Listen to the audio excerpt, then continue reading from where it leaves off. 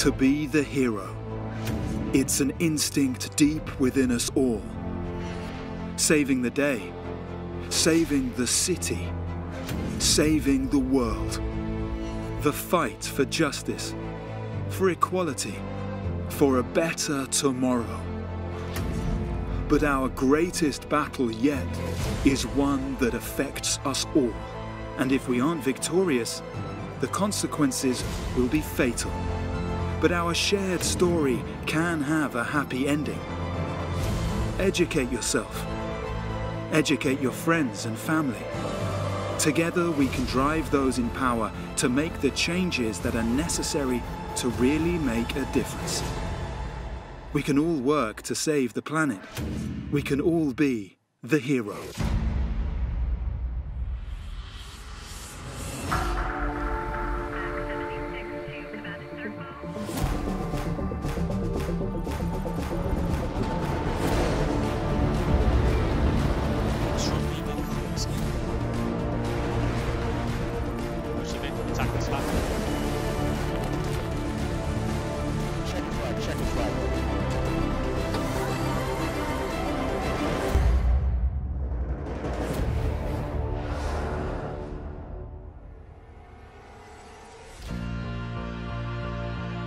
Kangerlussuaq, on the west coast of the world's largest island, Greenland.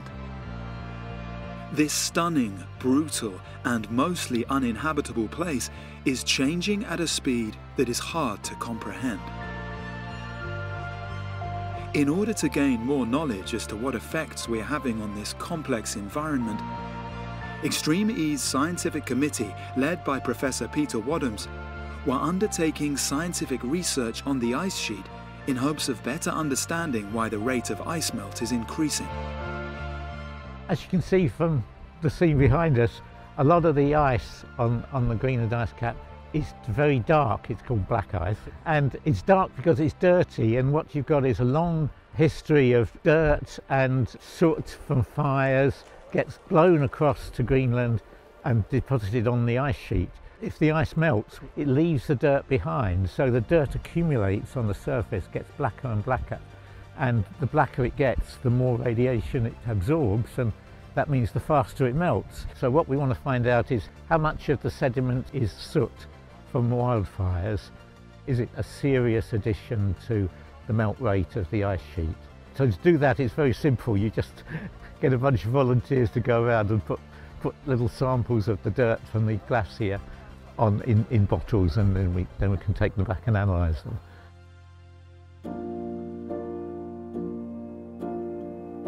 It is my first time here in Greenland, and I've actually never been anywhere like it in the world. And this morning we got to go up to the glacier, which was incredible.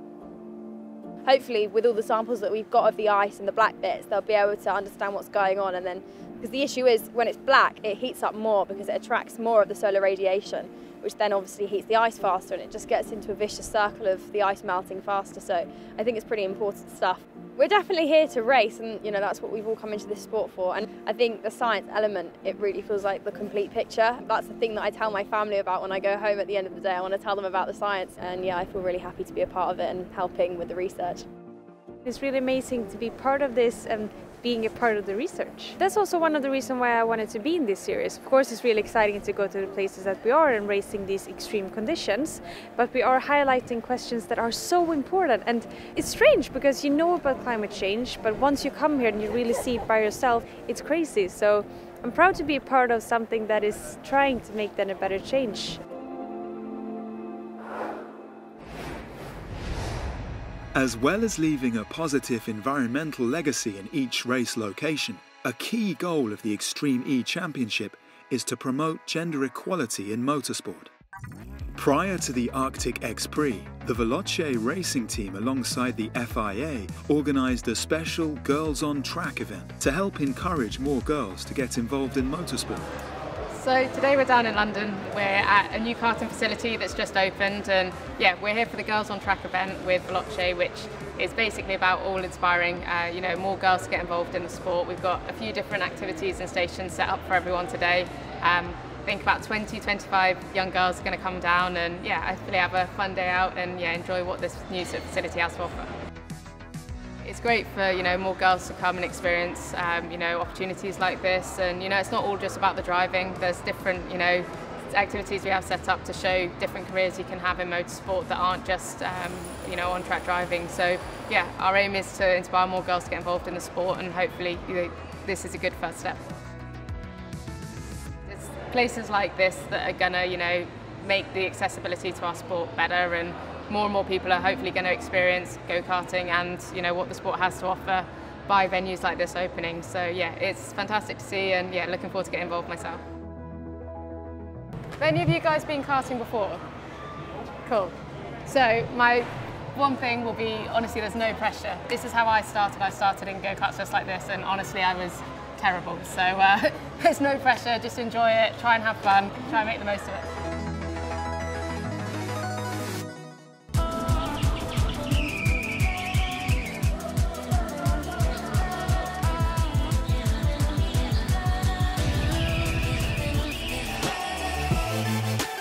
How was it?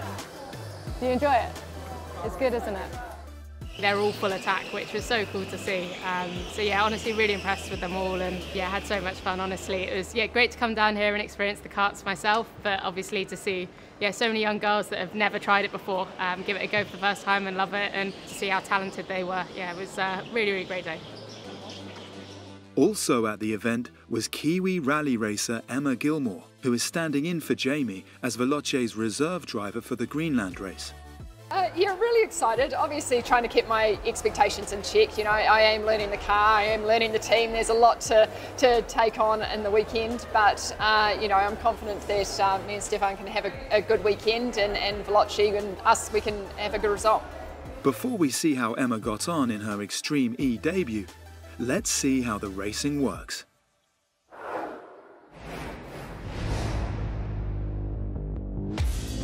An Extreme E race consists of 2 laps. The male and female driver must complete 1 lap each. Each team has 2 hyperdrive power boosts they can activate on lap 1 and lap 2 of the race. Over the course of an X-Prix, the quickest team that goes fastest through the super sector collects a further 5 team championship points.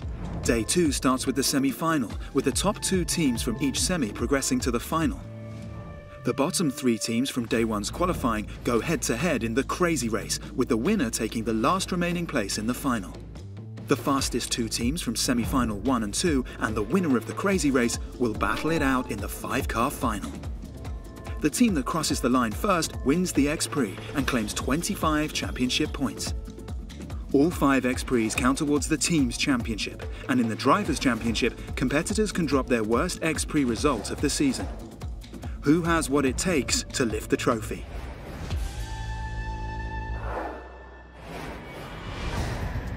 With the updated racing format in place, Semi-Final 1 saw X44, the fastest from qualifying, lined up against 5th fastest Veloce and 6th fastest Acciona Sainz. And it's a green light, so the first 3-car race around Kangaloo Sec. You can see the X44 just edging in front. It is Cristina Gutierrez taking the lead, but staying with her, Emma Gilmore, and Veloce looks like she's got a good run on this, and she's taken the lead. It is Carlos Sainz. He's in 3rd place, but he's found a better way past. And we've got a problem, I think, for Gutierrez. The X44 dropping back hugely. It's Veloce who have taken the lead.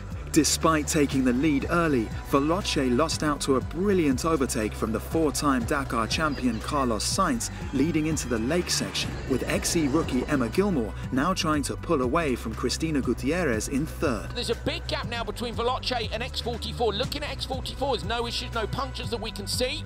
With a huge lead carved out by Sainz, it now looked like a race for 2nd between Veloce Racing and X44. A good 16 seconds behind Carlos and 3 behind Emma. Heading out of the switch zone, Sebastian Loeb was all over the back of Sarrazin in the Veloce car. Looking for a way round on the inside. Can he do it? No, not quite. Stick to the road, make him pass you.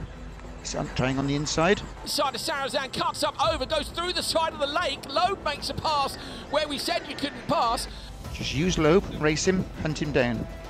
With Loeb pushing for 1st place, it was down to Laia Sanz to try and keep the 9-time World Rally champion behind her. Vamos, Laia, vamos, vamos, vamos. Loeb's really close now, he's 2.6 seconds back, airs it out big time, 2.1 seconds back, slices another half second. Oh, look at the background! Wow. Biggest jump of the weekend from Sarrazin, that was insane! He took so much height into that jump, it was incredible. After Seb had closed the gap in the super sector, he found the better line and lined up the overtake with his hyperdrive still to use. Still, we haven't seen anybody use hyperdrive, we're going to see it now.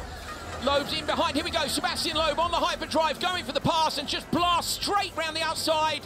This battle for first allowed Stefan Sarrazin to close the gap leading into the rock garden, who was not prepared to settle for anything but the win. Sarrazin goes for an alternate line, launches the Veloce machine. It's a brilliant move by Stefan Sarrazin to take the lead. Sebastian Loeb drops down to P2, unbelievable. Leia Sands up and over the crest. Sarrazin, he's broken the suspension, he drops back. Sebastian Loeb going to take the win for X44. Second place, Leia Sands for Acciona Science, but incredible by Stefan Sarrazin. I know the car's broken, but the dream nearly came true. He took the lead with that alternate line. What a semi-final. All right, mate, you did what you had to do. Sorry. With Stefan literally racing the wheels off the Veloce machine, this meant X44 and Acciona Science secured their place in the 5-car final. I was 100 meters from the end. We could have won, but it's a part of the weekend. We had a very good pace. We know we can fight for the win, so it's great. Carlos and Emma overtake me, so I tried to get close to give the possibility to Seb to overtake in the second lap. It was a nice job for him, and I'm very happy to be in the final. It will be even more tough, I think, with 5 cars. It will be tricky.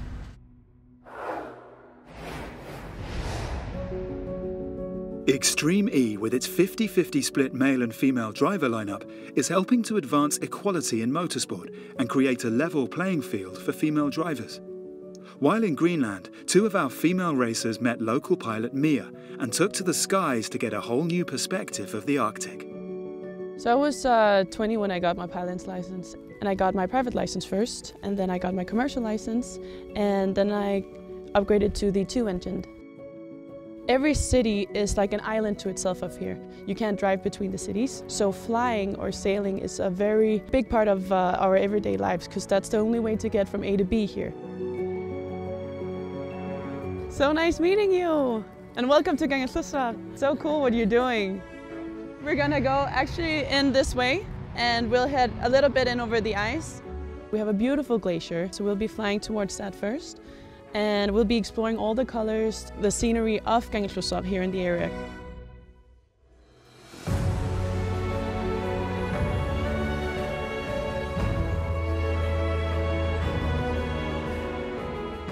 Beautiful with the glaciers and the whole terrain and the contrast that you get here. The glacier itself moves almost 25 meters per year. In the early summer you don't see as much flow coming out through the streams here.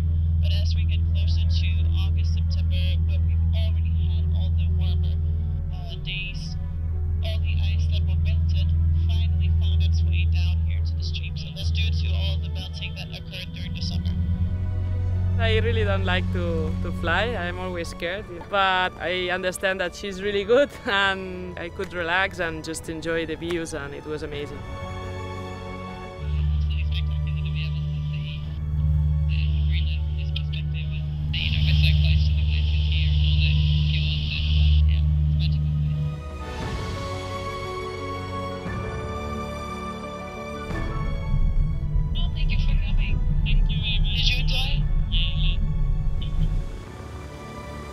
Yeah, it was incredible. The scenery, it's just so spectacular, and to see the scale and size of the country and all the ice and just all the beautiful terrain and fjords, and yeah, it was amazing. It's so amazing to see these female drivers and to feel this empowerment of women also taking up spaces in male-dominated industries and actually being some of the ones that can help inspire and help motivate, because we are able to do it. If not just as good, then maybe a little bit better.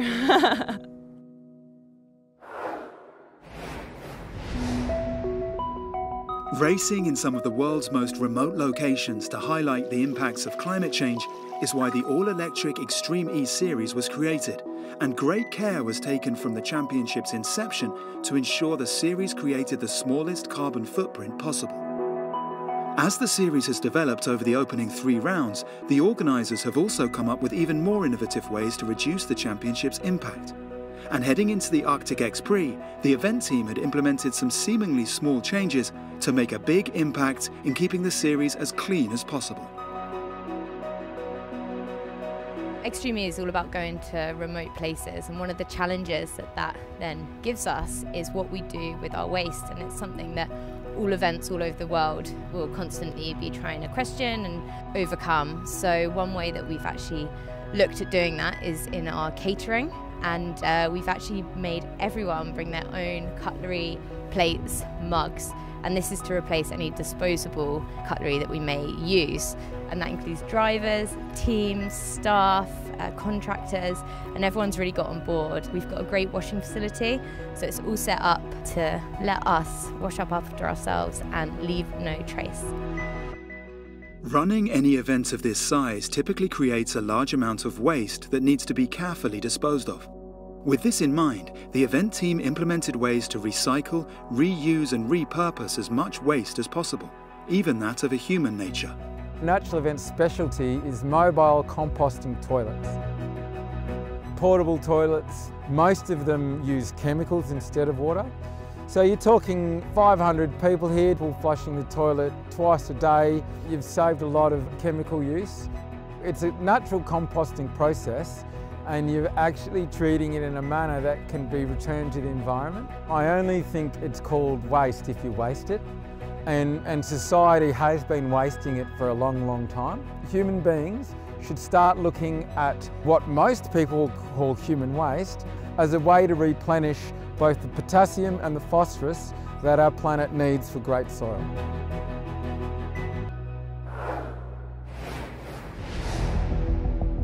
Motorsport in all forms has risks involved, and as the Extreme E Series has shown, racing can be dangerous.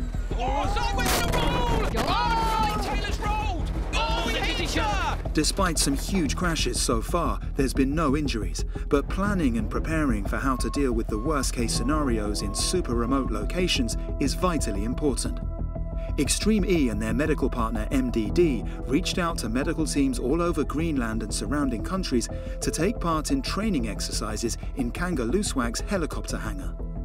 As well as helping to prepare for the event, supplying brand new equipment and the training to use it, it will also provide the local medical workers with life-saving skills for years to come.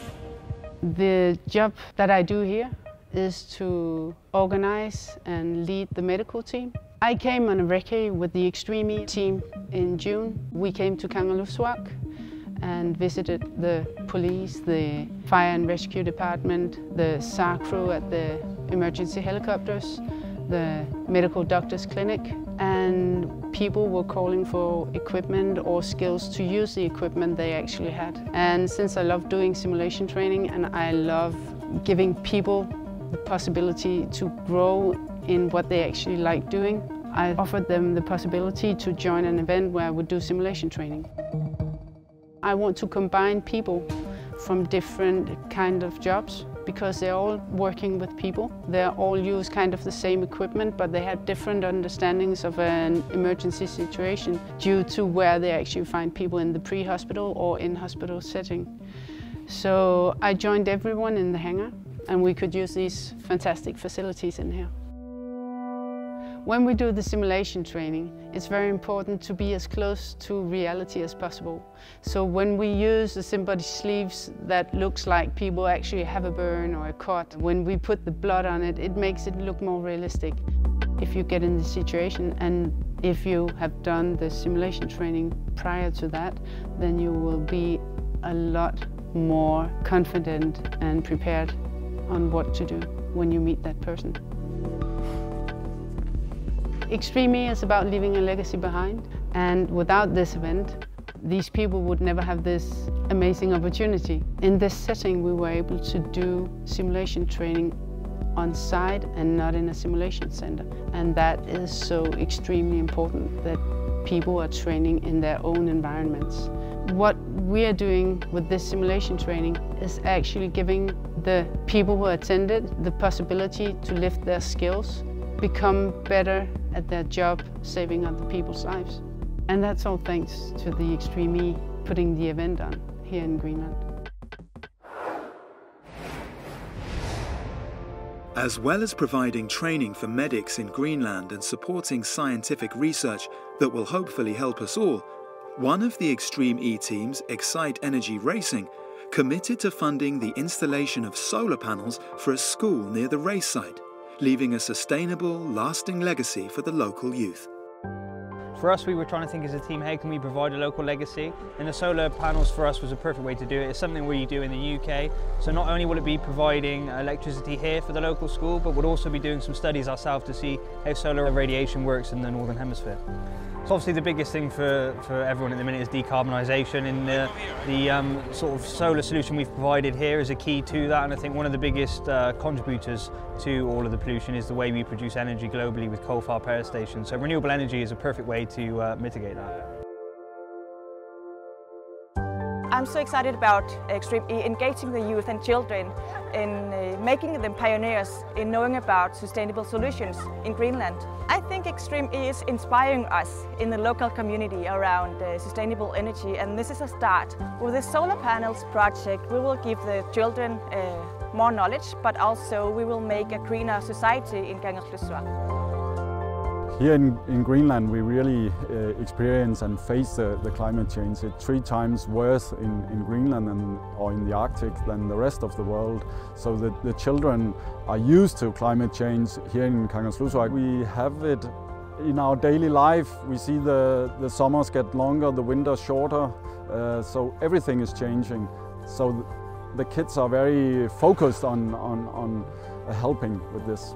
You can see they are inspired by Extreme E, just like we are inspired by Extreme E as parents.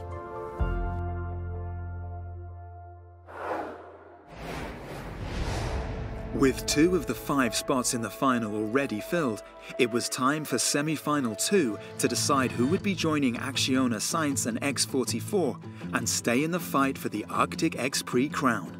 Johan Kristoffersen for RXR lined up against Timmy Hansen for Andretti United and Jutta Kleinschmidt in the Abt Cupra machine. Green light now, brilliant start in the middle of the grid for RXR. Fantastic reactions from Johan Kristoffersen. I think that right-hand side of the grid for Andretti United is tough stuff. It's a bit bumpier on the run away. Jutta Kleinschmidt, though, looks to have edged them on the run towards the first corner. Now Kristoffersen crests it up, comes alongside, side by side with the Cooper machine. Timmy Hansen right up underneath. Hansen looking up the inside line. Will Kristoffersen know he's there or not? Timmy Hansen makes a pass in turn 1. Johan Kristoffersen now on the left-hand side of the car. He might have an advantage as they run down towards the hairpin. Expect them to use the hyperdrive any minute now unless they want to hold on for lap 2. Johan has used Hyperboost. Despite Johan taking the lead with an early hyperdrive move, he was unable to open the gap to Timmy Hansen, who was piling on the pressure through the tight cliff face and lake section of the course. Kristoffersen's taken a flag down. Yeah, he's taken a flag down. That could well be a penalty. You're not allowed to knock those waypoint flags down. Visibility so poor for Andretti United. With Johan driving over the gate marker, he was handed a 10-second time penalty, putting Andretti into the net lead of the semi-final. Johan has 10-second penalty, Jutta 18 seconds behind. 10-second penalty, so it's a 10-second penalty for RXR, and that means now they have to come in 10 seconds side by ahead. side as they come down the hill. They are side by side, and this is the moment Hansen feels that he can take the lead, and he has. With Jutta struggling to keep up with the leaders, a 30-second gap opened up as Johan returned the favour to Timmy coming into the switch zone. Oh, there we go, late on the brakes. Kristoffersen passes Hansen on the brake zone to the switch. So sneaky, isn't it? What an old trick, and goes into the switch zone leading. As Katie Munnings and Molly Taylor took off, things only got worse for Matthias Ekström in the Abt Cupra car. Ekström's losing time. He's lost 3 seconds in that last sector, and that is not like Matthias Ekström. I guess it's a drive shaft broken on the front, Florian. A drive shaft broken on the front. Molly Taylor was looking fast as she pulled away from the Andretti United car, but ran wide toward the end of the super sector, leaving the door wide open for Katie Munnings. Taking the lead, Katie used her hyperdrive boost to extend and secure the win for Andretti United. It's going to be the Andretti United team of Katie Mullins, Timmy Hansen pairing that take the win. That's winning in style. Well done. Mega Timmy! Great job, Katie. Fantastic. Oh, it was incredible to win our semi-final. You know, we had a tough race in Senegal, so now to come back and to be confident and pushing and to be on the pace and fast enough to win is incredible. Yeah, I need to get my head down now and hopefully we can have a good result for the team. They deserve it. We had a technical issue with the drive shaft, but this can happen. Now I think we have to concentrate to Sardinia and go for this one. And yeah, next race will come. But it was still nice to see this country and to be here and have this experience. Next time on Electric Odyssey, who will take the win in the crazy race and secure the final spot in the main event?